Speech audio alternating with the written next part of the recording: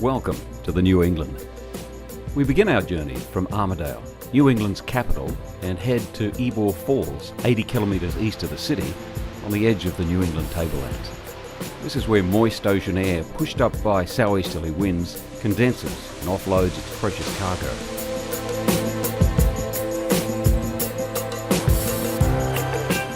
This wild region is strung with national parks, including the breathtaking Cathedral Rock National Park. The premier walk in the park is the climb to the top of Cathedral Rock. Even down in the forest, granite boulders are heavily featured.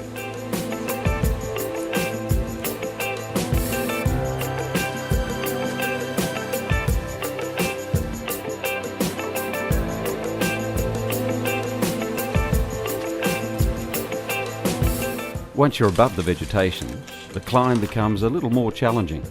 Your agility, a love of heights and nature will be well rewarded.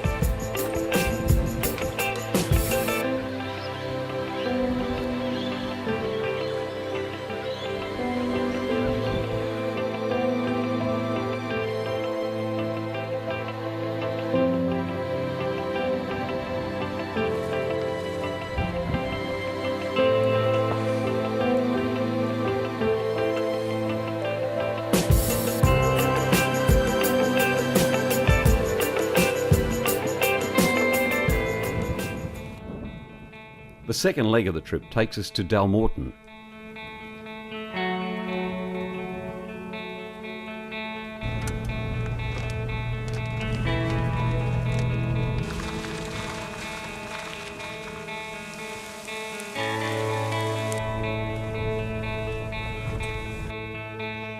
World Heritage listed Mount Highland Nature Reserve, and often clouded over Rainforest Island in a sea of state forest, protects stunning landscapes with ecosystems full of rare plants and animals.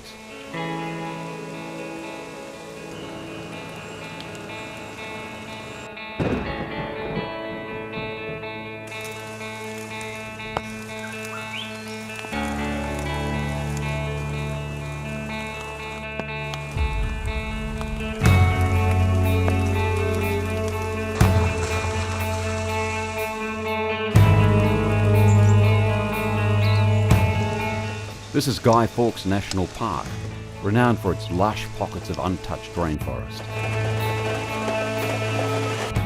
Marengo Road and Hardens Road eventually lead through to this remote part of New England, eventually descending into the valley of the Boyd River.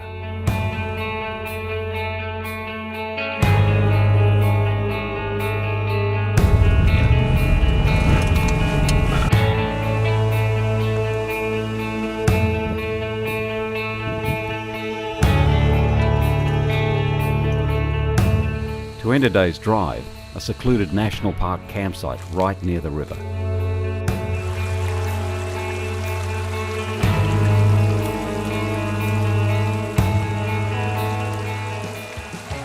Leg 3, Dalmorton to Angertell Forest Cottage.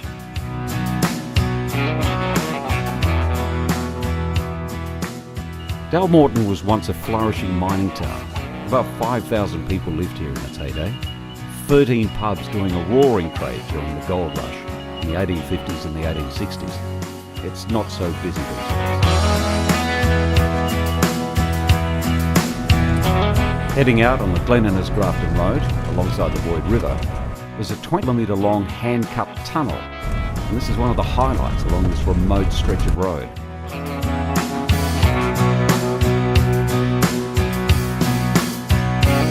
You can also get a taste of the early gold mining era. Here, hidden in the steep side of the valley, is a mine shaft that goes halfway into Mount Remarkable. Just below the mullock heap of the mine rests a rusty stamped battery. Nature is claiming back its lost territory.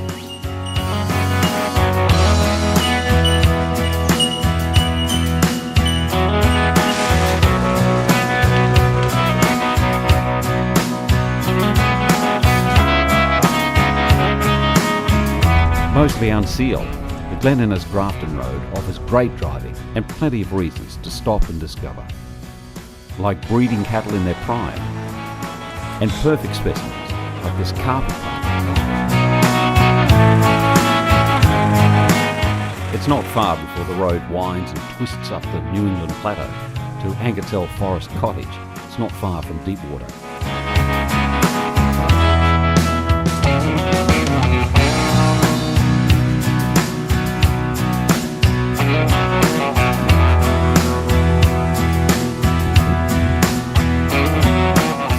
Rested and ready for the fourth leg, Angertell Forest to Inverell. Now the landscape changes drastically.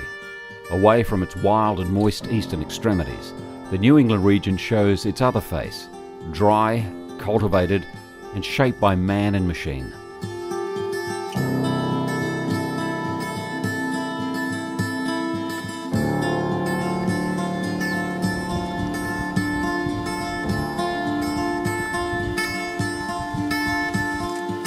But it's not all agriculture. Mining has kept the coffers full for more than 150 years in this area. In the centre of it was Torrington, now quiet and almost forgotten. Torrington is Fred Sherritt's home. He remembers when mining ruled supreme. When I left school, my first job was I went down the shaft about 130 feet and helped him drill the rock with a gimpy hammer. That was my first job when I left school, and it was good to get away from school.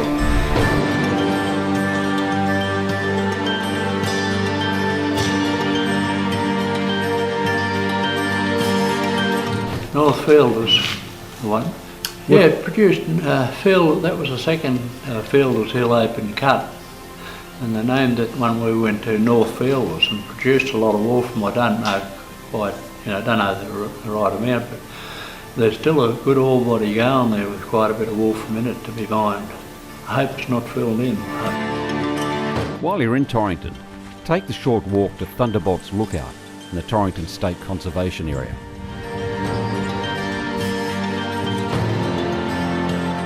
Up the wooden steps,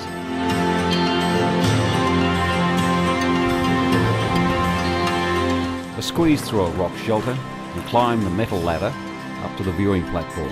It's named after a notorious bushranger, Thunderbolt. The lookout on the top of the large granite boulders offers a sweeping panorama.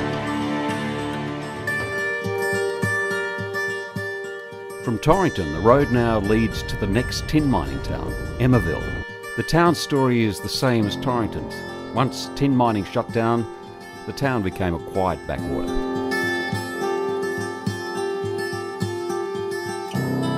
The Strathbogie and Nullamana roads are mainly unsealed, but lead now through productive rural land. Undulating, interspersed with large gum trees, it forms a quintessential Australian landscape.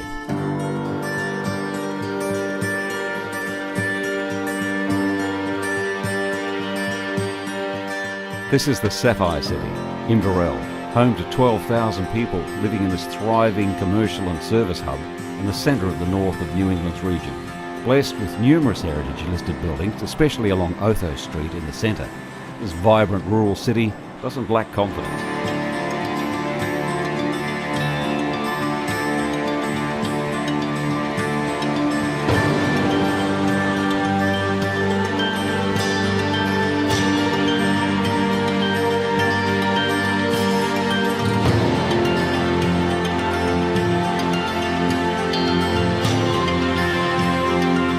Heading back to Armidale, we see the rich history of the Inverell district, celebrated just outside of the town. A stroll through the grounds of the Inverell Pioneer Village, an extensive open-air museum with a stunning ensemble of authentic buildings and interesting collections. It's a trip back in time.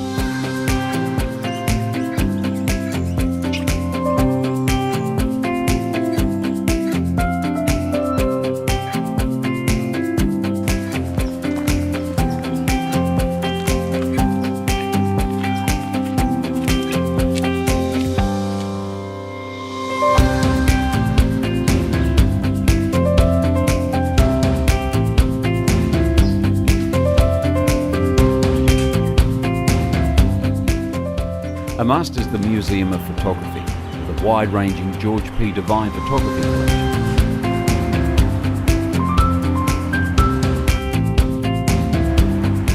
Also not far from Inverell, near the airport, lives multi-talented Welsh-born Rob Day, a carver and a turner by trade, but also creates metal sculptures.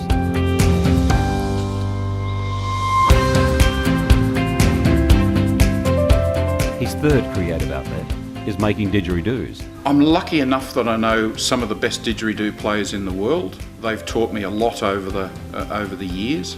The sort of didgeridoos that I make for players. They claim about 95% of all didgeridoos made are more an art piece that's propped up in the corner, is a talking piece.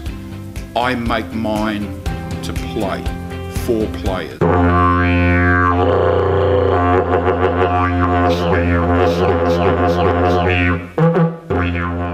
Not far from Rob's place is Tingha.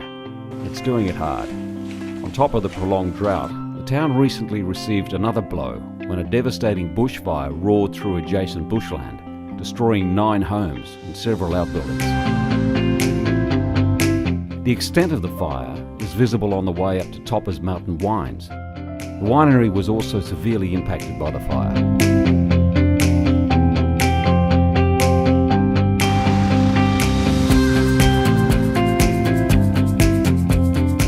But whatever nature delivers, Mark Kirby continues to produce his wine.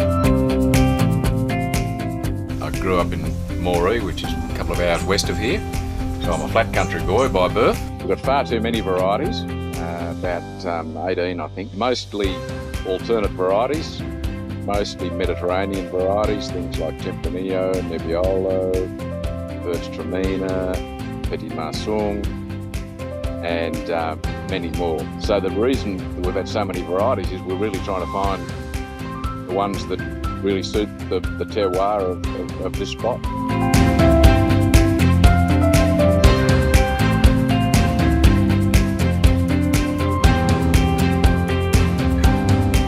From Mark Kirby's winery, a leisurely 40 kilometres south, on the banks of the Gwydir River, lies the town of Bandara.